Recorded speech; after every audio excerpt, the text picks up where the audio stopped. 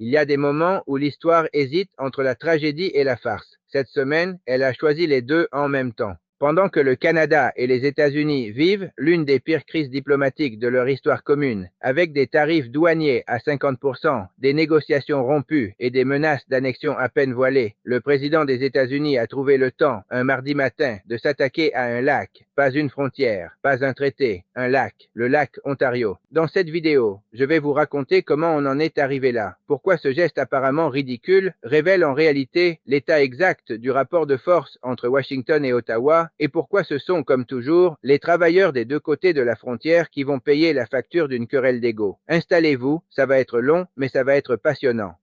Le poste qui a tout déclenché mardi 25 août 2026 au petit matin.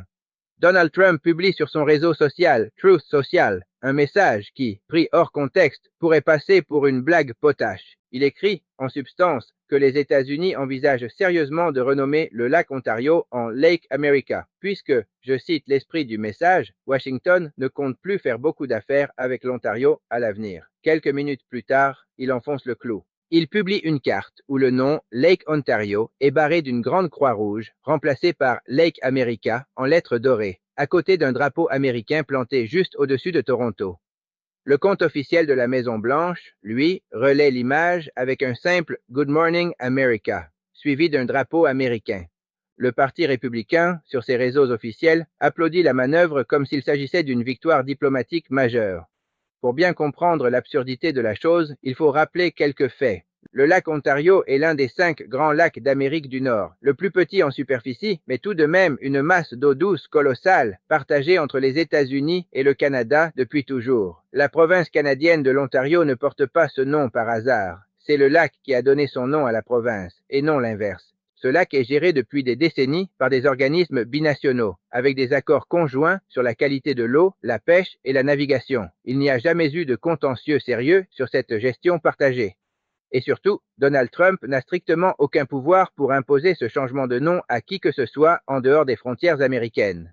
Il peut, comme il l'a déjà fait pour le golfe du Mexique, rebaptisé Golfe d'Amérique, par décret au début de son second mandat, changer la dénomination officielle sur les cartes fédérales, dans les documents gouvernementaux, dans les manuels scolaires américains. Mais la moitié canadienne du lac reste canadienne, s'appelle et continuera de s'appeler Lac Ontario, pour les Canadiens, pour les Ontariens, pour le reste du monde. Un changement de nom unilatéral ne change ni la géographie, ni la souveraineté, ni la réalité. Ce que ce geste révèle, en creux, c'est beaucoup plus intéressant qu'un simple caprice présidentiel. C'est un symptôme. Le vrai contexte, une guerre commerciale qui tourne mal. Oh. Pour comprendre pourquoi Trump s'en prend à un lac, il faut revenir sur ce qui se passe réellement entre Washington et Ottawa depuis quelques jours. Vendredi dernier, les négociations commerciales entre les deux pays ont échoué. Officiellement, chaque camp accuse l'autre. Le premier ministre canadien Mark Carney affirme que les Américains sont arrivés à la table avec des exigences de dernière minute, notamment des restrictions sur la capacité du Canada à signer des accords commerciaux avec d'autres pays, une clause que Carney a jugée inacceptable, une atteinte directe à la souveraineté économique canadienne.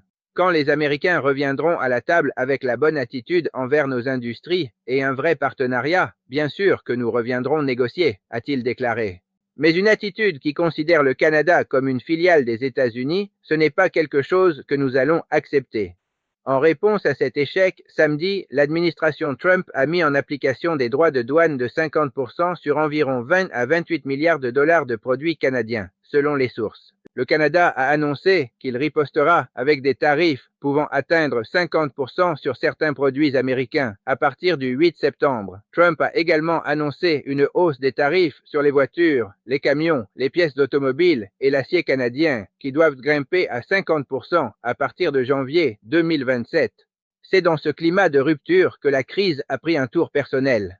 Le premier ministre de l'Ontario, Doug Ford, un allié pourtant historique des positions pro-business, s'en est pris directement à Trump, le qualifiant de perdant, de dictateur, promettant de se battre avec tout ce qu'on a. Trump a répliqué en traitant Ford de larbin, de Carney et en le comparant défavorablement à son propre frère, l'ancien maire de Toronto. Il a également qualifié Carney et Ford de clowns et de mauvais dirigeants. C'est dans ce contexte de surenchère verbale que le post sur Lake America est arrivé.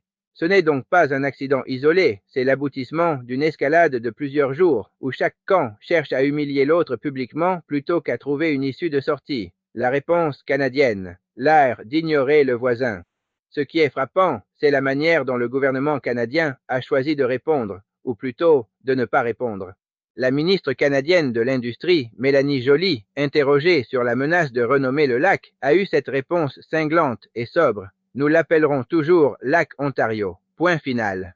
Elle a ajouté que le Canada allait être intelligent et riposter face à ce qu'elle a appelé ses âneries. Plus révélateur encore, le ministre canadien chargé du commerce avec les États-Unis, Dominique Leblanc, a expliqué que le gouvernement fédéral canadien a pris la décision, depuis plusieurs mois déjà, de ne plus réagir aux publications quotidiennes du président américain ou de ses secrétaires sur les réseaux sociaux. En clair, Ottawa a institutionnalisé l'indifférence stratégique face à Washington. Ce n'est plus une réaction au coup par coup, c'est une politique délibérée. Ignorer le bruit, se concentrer sur le fond. Et le fond, justement, c'est que pendant que Trump repeint des cartes en lettres dorées, Mark Carney construit méthodiquement des alternatives. Le Canada a signé des accords commerciaux avec la Chine sur la réduction des tarifs concernant les véhicules électriques chinois. Il a conclu des ententes sur le canola, les légumineuses, les fruits de mer. Il a signé des contrats d'importation de gaz naturel liquéfié avec l'Europe, des accords avec l'Inde portant sur plusieurs milliards de dollars, incluant potentiellement des livraisons d'uranium. Carney s'est fixé un objectif clair, doubler les exportations canadiennes hors des États-Unis d'ici 2035. C'est là que se joue le vrai basculement géopolitique. Pendant des décennies, l'alliance économique entre le Canada et les États-Unis rendait certains rapprochements diplomatiquement compliqués, notamment avec la Chine. Aujourd'hui, en multipliant les provocations, Washington pousse activement l'un de ses plus proches alliés historiques vers d'autres partenaires. C'est un cadeau géopolitique fait à Pékin sans que Pékin n'ait eu à lever le petit doigt. Le lapsus de J.D. Vance. Il y a un autre épisode, survenu la veille du poste sur le lac Ontario, qui mérite qu'on s'y attarde parce qu'il illustre à quel point cette obsession de l'annexion du Canada n'est pas un dérapage isolé, mais un fil conducteur de ce mandat. Le vice-président J.D. Vance était en déplacement dans le Maine, un État frontalier du Canada dont l'économie dépend fortement des échanges avec son voisin. Il y défendait la politique tarifaire de l'administration devant des journalistes, expliquant que le Canada profitait des États-Unis depuis trop longtemps. Et là, en pleine phrase, il lâche « Il faut se rappeler que le Canada est un État, lapsus freudien, c'était vraiment un accident. Le Canada est un pays. » Un lapsus, seul, ce serait anecdotique. Le problème, c'est le contexte dans lequel il s'inscrit. Depuis plus d'un an, Donald Trump évoque de façon répétée l'idée de faire du Canada le 51e État américain. Il a surnommé à plusieurs reprises Mark Carney le futur gouverneur du Canada. Le jour même de ce lapsus, Trump avait publié un message affirmant que le Canada veut les avantages d'être un État sans en être un, et qu'il ne bénéficierait plus, désormais, de ce traitement. Plus tard dans la journée, Trump a lui-même appelé Carney « gouverneur », un terme qu'il utilisait autrefois pour l'ancien premier ministre Justin Trudeau. Alors quand le vice-président des États-Unis, en marge de tout cela, appelle spontanément le Canada un « État », il ne s'agit pas d'un simple accident de langage, c'est la manifestation d'un logiciel mental partagé au sommet de l'exécutif américain, celui d'un Canada perçu non pas comme un partenaire souverain, mais comme un territoire en attente d'intégration. Vance a par ailleurs affirmé que le Canada était un pays qui avait tellement sous-investi dans son armée qu'il se ferait littéralement envahir sans le parapluie protecteur des États-Unis. L'ironie, bien sûr, c'est que le seul pays qui menace aujourd'hui ouvertement l'intégrité territoriale du Canada, ce sont précisément les États-Unis eux-mêmes. Le protecteur autoproclamé est aussi la seule menace crédible. C'est une rhétorique classique. Je te protège du danger que je représente moi-même. Le prix réel de cette querelle.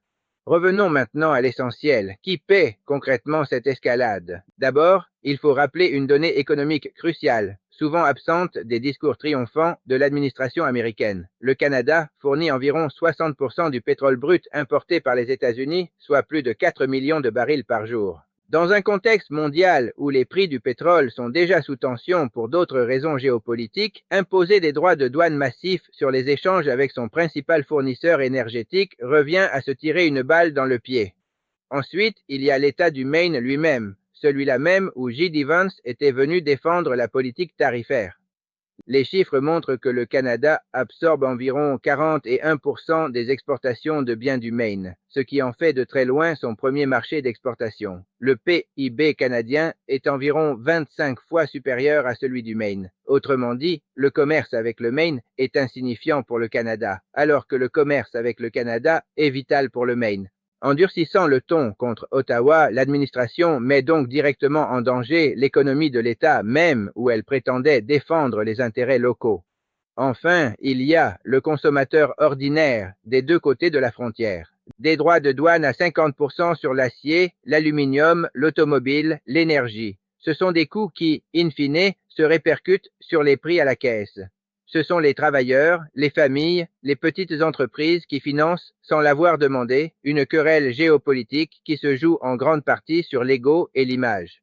C'est là toute l'ironie de la situation. Un gouvernement qui a été porté au pouvoir en promettant de faire baisser les prix se retrouve, 1 an et demi plus tard, à imposer lui-même une hausse des prix à ses propres électeurs au nom d'un nationalisme économique dont le principal résultat visible, cette semaine, aura été de repeindre un lac en doré sur une carte. Alors, que retenir de cet épisode qui, à première vue, ressemble à un simple fait divers diplomatique amusant? D'abord, que les symboles ne sont jamais neutres en politique. Renommer un lac comme renommer un golfe avant lui n'est pas un acte anodin. C'est une manière d'affirmer une domination, réelle ou fantasmée, sur un territoire qui n'appartient pourtant pas entièrement à celui qui prétend le renommer. Ensuite, que cette obsession de l'annexion, qu'elle s'exprime par un lapsus, par un post sur les réseaux sociaux ou par une carte truquée, n'a rien d'un hasard. Elle traduit une vision où la souveraineté d'un allié historique est perçue comme négociable, voire accessoire. Enfin, et c'est peut-être le point le plus important, cette crise illustre un basculement géopolitique plus large. En multipliant les provocations contre l'un de ses plus proches alliés, Washington pousse activement le Canada à diversifier ses partenariats vers la Chine, l'Europe, l'Inde. Ce que les États-Unis perdent en fiabilité, d'autres puissances le gagnent en opportunité. Et pendant que les dirigeants s'écharpent sur le nom d'un lac, ce sont les équilibres commerciaux et diplomatiques de toute une région du monde qui se redessinent, discrètement, en coulisses. Le lac Ontario, lui, continuera de s'appeler lac Ontario. L'eau, elle, ne demande à personne la permission de rester où elle est. Merci d'avoir suivi cette analyse jusqu'au bout. Si cette vidéo vous a plu, n'hésitez pas à vous abonner à La Voix des Nations pour ne manquer aucune analyse géopolitique. À très bientôt.